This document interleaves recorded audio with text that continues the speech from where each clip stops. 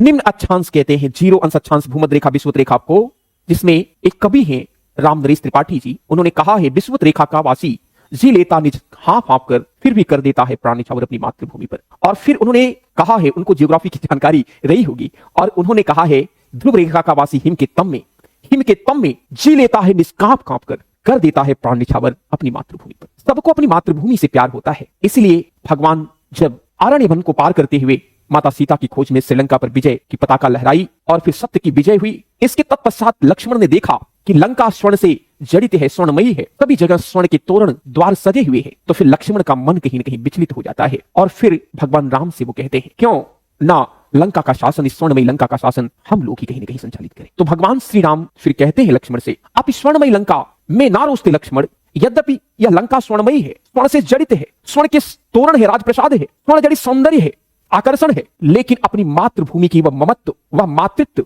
वह वात्सल्य जो हमारी अयोध्या हमें प्रदान करती थी, वह कैसे यह स्वर्ण जड़ित सौंदर्य में लंका हमें प्रदान कर पाएगी। तो फिर लक्ष्मण को जवाब देते हुए भगवान कहते हैं, जननी जन्मभूमस्य स्वर्गापि गर्यसि, जननी और जन्मभूमि स्वर्ग से भी कहीं न कहीं क्या है, महान है, क्योंकि मातृत्व है, वात्सल्य है। वात्सल से बढ़कर के कोई प्रेम नहीं हो सकता इस दुनिया में, जो निश्चल निरापद बिना शर्त कहीं न कहीं एक मां अपने नवजात शिशु से लेकर के जब तक जीवित रहती है अपने बालकों को अपनी छत्र छाया प्रदान करती रहती है।